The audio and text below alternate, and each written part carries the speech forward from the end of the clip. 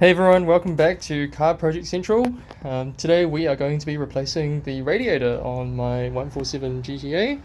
The radiator is leaky. It has been leaking for a little while, but I just haven't gotten around to it. So you can see, I'll show you a better video later, but you can see there's a lot of coolant down here. I'll show you the little place where it's leaking from. And then we're going to show you how to replace the radiator. I've got a radiator from the UK ready to go, and I'll show you that as well in a second. Okay, so as you can see, what I've tried to do before is actually just tried to patch up the radiator, but quite often these little patches don't really work because it's only meant to be small leaks where it kind of helps. So I think there's a leak here at the top and also at the bottom, which you can't really see, but there's quite a big split on the radiator. So it's a very slow leak, but I just wanted to replace the radiator anyway, just because I didn't want to have any more radiator fluid or coolant smell coming from the engine bay, and also it's making a bit of a mess. You can see that all of this red stuff is actually coolant coming in from the radiator, so it's time to fix that. We are jacking up the car and we are actually taking the wheels off. Okay, so in order to take the bumper off, apparently we need to remove all of these guards on the inside of the wheel arch. So there's a few screws here that will undo, and then that one as well over there, and then hopefully that will just all come out. There seems to be a few screws up here as well in the wheel arch. So basically just undo everything that's attached to the wheel arch, and then pull off this arch protector.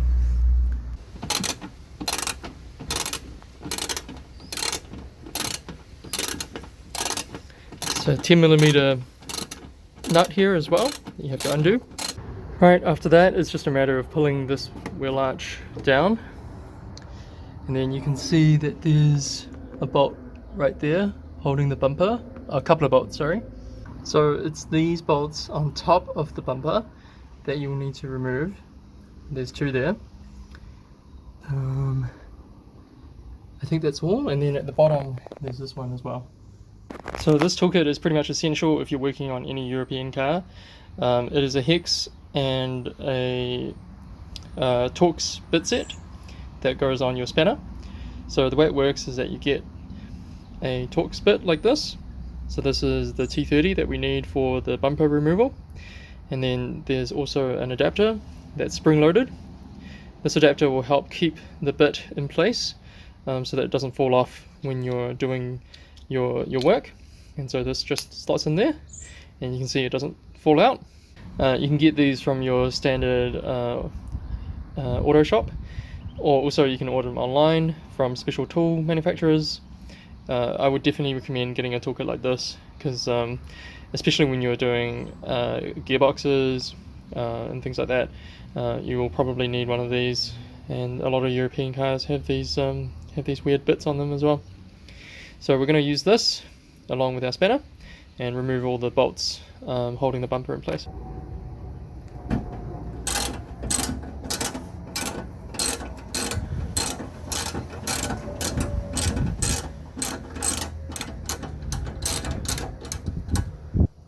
Okay, I've just pulled back the wheel arch on the other side as well, and you do exactly the same thing on the other side for the bumper bolts. So there's one bolt over here, and then there's two more just up there. So you just got to go ahead and undo those, and the same thing will happen. We'll be able to take the bumper off, hopefully. Okay, lastly, I think there's 3 bolts on the bottom that you have to undo. I think it's these 3 that run across the bottom of the bumper, and then you should just be able to lift that off. There's a few more bolts up the top here. So there's one here, one here, one here, and one here. So there's 4 bolts on the top.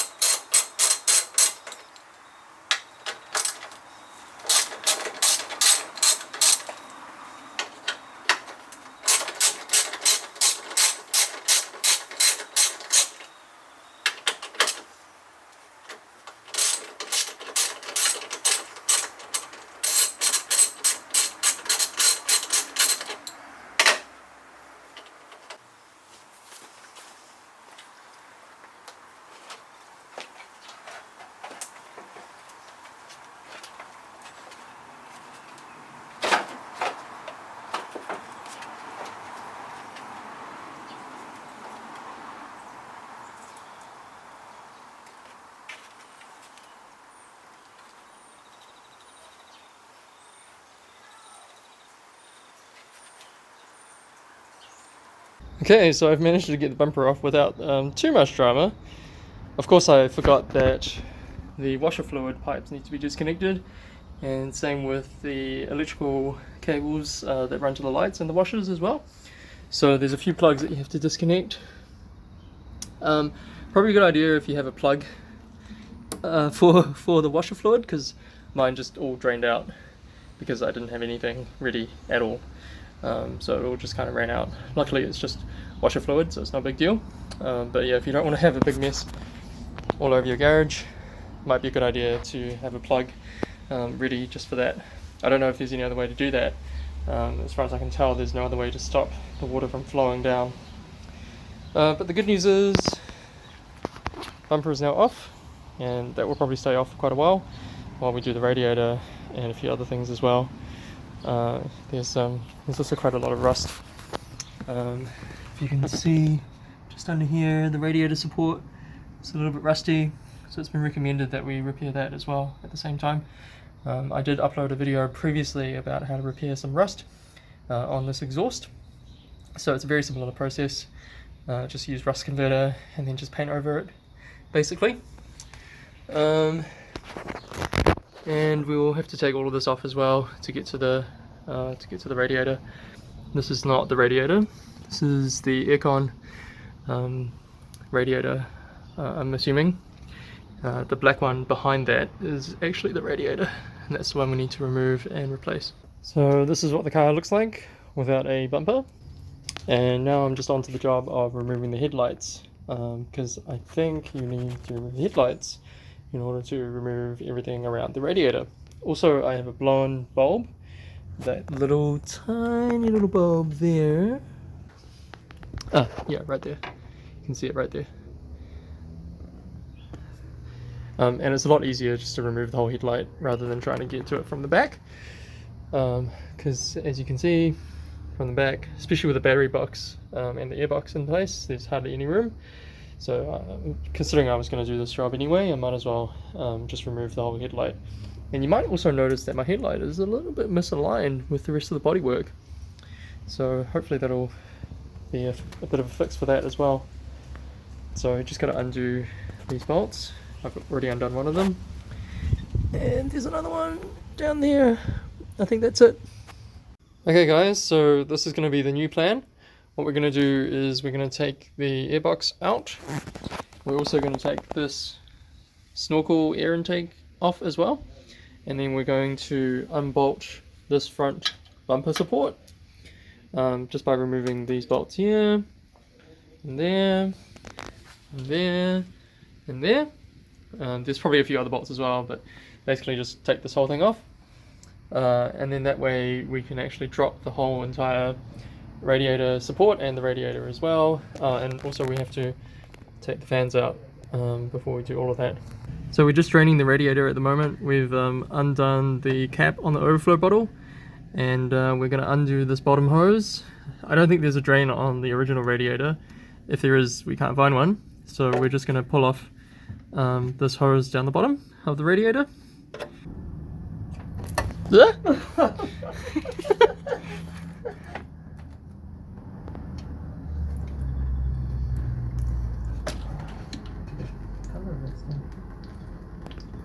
It's because I put stop leak in it as well to try and fix the radiator, which obviously didn't work. Just pull it off, man. Come on, one go, one shot. It's gonna spray it. No, it's fine. Just pull it off. Just pull it off.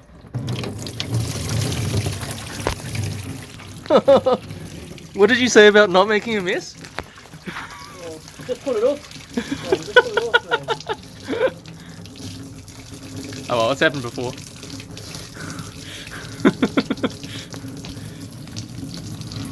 It's happened plenty of times before, George, don't worry. It's not the first or last time that this garage is going to get covered with fluid. Okay, a bit of an update. So what we've discovered is these bolts at the front of the bumper support. And so what we're going to do is we're going to undo all these bolts, and we've actually already loosened them up. And then we're going to pull this whole entire support up. The radiator. And that will reveal the radiator beneath it. If you move this thing around, you can see that this whole thing shakes and is very loose now, which is good. And that means we can take it out. Alright, I've also taken the bonnet latch off, so that's these 3 bolts. There's one all the way down the bottom here as well, and then it just pops off. So that's pretty straightforward. Just put that aside for now. So next I've taken the top frame off, and that gives you a lot better access, as you can see, to the rest of the radiators, because we also have to take off the aircon radiator which has these bolts on the side, and some of that gets covered by this top frame over here. So there's a total of 6 bolts. There's 3 over here, 1 here I think, and same on the other side. And then you just have to undo a bunch of cables that are connected to this frame. So that's all pretty easy. It was all plastic clips, so that's pretty straightforward. And then this whole entire frame just comes out, and that gives you just way more access. I mean, you could probably do this without removing this frame, but it's just way easier, especially if you're just doing it for the first time. Okay, now it's time to remove this front aircon radiator, and so there's just a few bolts on the sides that you need to undo to loosen it up from the main radiator. Just be careful with some of these bolts, especially at the bottom here. So this one just sheared completely off when I tried to take it off. It didn't use much force at all, it just completely sheared off. So yeah, just be a little bit careful, try not to put too much pressure on. There is a hidden bolt back here which I'm trying to figure out how to undo as well, so let's try and figure that out too. Right, what I found is that you also have to take this side duct off. So this is the oil cooler, and this duct is basically getting air to the oil cooler. And the reason why we have to do this is because of this little guy right there. You see that? That's why. It's the only reason why we have to take that duct off. I'm not sure why they put that bolt there and didn't put a hole through here so that you can access it. But hey, I'm not an engineer, I'm just a software engineer, what would I know? Wow, finally I've got the radiator off. Look at that, there's so much more space. So I'm going to remove the bottom bracket as well, the bracket that holds on the radiator and supports it, because it is a little bit rusty, so I do need to do some rust treatment on that. So I'll show you that in a separate video. But check it out, we've got our old radiator. It's obviously very corroded. You know, look at all the colour of the water that's coming out. Pretty rusty. I think these are copper core originally, so this one's actually quite heavy as well. We're going to take the fans off, and then reattach that to the new radiator. So here are the fans, taken off the original radiator. My fans actually were in pretty good condition, so not much I really have to do at this point. You can see a little bit of rust bubbling up here and there, but it's really nothing too major. I might just give it a quick spray down and a quick wipe down, and that should be okay. So here you can see why I had to replace the radiator in the first place. There's this big split that's running down the side of the radiator here. Yeah, so I tried to repair it using some metal weld, but that's obviously not going to last very long. And it's probably time for a new radiator anyway, just due to the state of it. Let's see, it's pretty dirty. Yeah, so that's what happens when you have an old radiator and when you have a car that's been sitting around for many years, not being driven. Okay, after removing the fans from the radiator, there's one last step, which is to remove this bottom connector hose from the radiator. It might sound like a really simple task, but it's not, because there's a really tight seal around the edge here, and this clamp, it's really difficult to put pressure on it and to actually release it, because you got to press both sides at the same time. Now the method I used was to put the radiator on the ground and then just put one of your knees onto the radiator and then just try and pull it up like this. That's the only way that I found that had enough leverage to actually pull this whole thing off. So a bit of a comparison, this is the new radiator. Look at how nice that looks, huh? This one's aluminium core, and then we've got the old radiator looking very tired over there. So all I have to do now is put on this connector hose, screw in all the fans, and then I can start putting it back in. Make sure you keep this rubber mount from the top of the radiator as well, because we will be reusing this on the new radiator. Let me just show you. So here's the new radiator, and that mount just goes straight on top, right there. Okay, so the next step is to put the fan back on. And so what I've done is I've lined up the fan with these mounts on the side of the radiator, and all I've done is just put the bolts back in. They're self-tapping bolts, so all you have to do is screw them in and tighten them up. Make sure you don't over tighten these because they will strip pretty easily, so just hand tighten, don't tighten too much, it should be fine. And then after that, the radiator should be ready to go back into the car. Before you put the radiator back in, make sure you bolt the radiator support back into the chassis as well. So this is after we've rust treated it and also painted it. So now it's looking nice and new and ready for the radiator to slot in. So there's two rods at the end of the radiator at the bottom. So one of the rods just goes into there, and then the other rod goes into the rubber mount on the other side. So you just got to make sure that the rods slot in, and the radiator should be in, ready for you to bolt everything back on. Alright, so we got the new radiator back in, and it's all lining up properly, and now we just got to bolt everything back together. So remember, you got to bolt the aircon radiator to all these mounts on the side here. These are all self-tapping screws, a couple of hours snapped, so maybe when you start the job actually try and get some spare screws, because chances are yours will probably snap as well. Ours are very rusty. And then you just got to bolt all of these plastic mounting bits to the radiator as well. So we'll do that and then we'll plug everything back in. Alright, so I've just reinstalled the bottom radiator support. I've got a few new bolts in there as well because the old bolts are pretty rusty. And this is all now treated and painted to try and prevent some of that corrosion and some of that rust. I do have a plan to get a stainless steel version of this pipe, so I didn't spend too much time removing the rust from that. I just kind of spray painted it and at the same time as the support. But I will be getting a stainless steel version of that from Autoluso at some stage. Cool, now we're just going to bolt up some of the rest of the radiator, and then we should be able to fill it up with water. So all of the screws that go into the radiator are self-tapping. So what that means is that you just make sure that you put a little bit of pressure on when you're putting them in. Make sure it goes in straight, and it should create its own thread because the side of the radiator is all plastic. Now I had a few of these bolts snap while I was removing them, so you may have to get some new ones, and I probably do recommend that you get a few new ones before you even start this job, because chances are if you're replacing a radiator, it's going to be pretty old, pretty rusty, and these are probably going to be original from the original radiator. So what I found was there's quite a few of these 8mm self-tapping screws or self-tapping bolts. I think there's probably about 6 or 7 or maybe even 8 of them on the outside here on the radiator.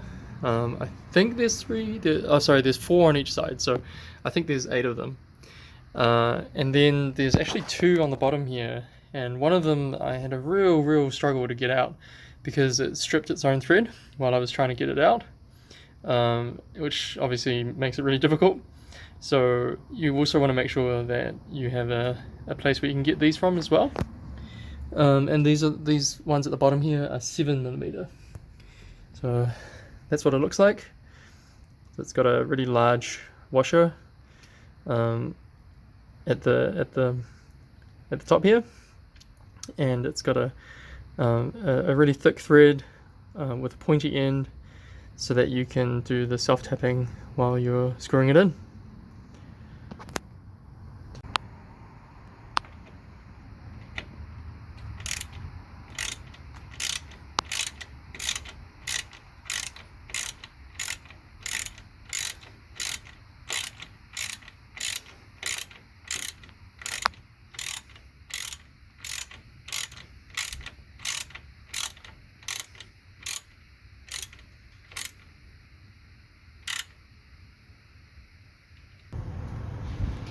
Alright, so after the radiator is put back in, we're just filling up the overflow bottle with fresh water. This is just to clear the whole system, so I'm going to run the heater, I'm going to turn the engine on and idle it as well, just to let all the fresh water circulate around and clear up some of that old coolant. And then after that we're going to put in some fresh coolant once we drain this water as well. Alright, so I've got the heater on and the car is idling.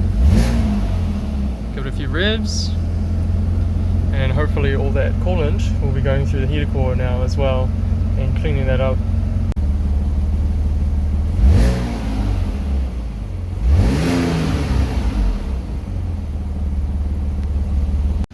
Okay, so the radiator fluid has been drained out and flushed about 3 times.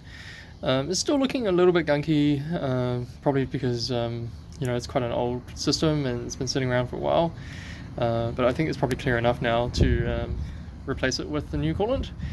So I've mixed up some concentrate and some water together, and we're just going to be putting that into the radiator overflow bottle, and that will fill up the rest of the cooling system.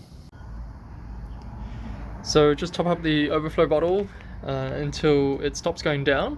You'll probably have to put in around about 5 litres of coolant. That's how much I've put in. And what I've done is I've just filled it up a little bit more than max, so that when I start the car, hopefully when the coolant circulates, it's going to go down. Just make sure you have some coolant ready when you start the car, because quite often the coolant will go down quite a lot. So just be wary of that. So now we're just going to start the car and top it up and let it run for a little while. Yep, so just keep an eye on the coolant level while you're idling the car.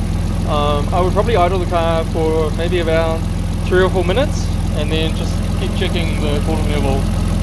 It should bleed itself and it should let all the air bubbles out itself, but while it's doing that the coolant might drop, so just make sure it doesn't go below that minimum line too much. And then once you make sure that the coolant level is pretty stable, just double check all of the hose clamps. So there's lots of hose clamps obviously with all the radiator hoses and everything. And then once you've done all of that, it should be your new radiator all done. So hopefully you found this helpful. Stay tuned for more videos. There's definitely going to be a few more things going on with this car. I think the next thing that we're going to do is change the intake system, because the intake system on these is apparently quite restrictive. So definitely keep an eye on that. Thanks for watching. Catch you later.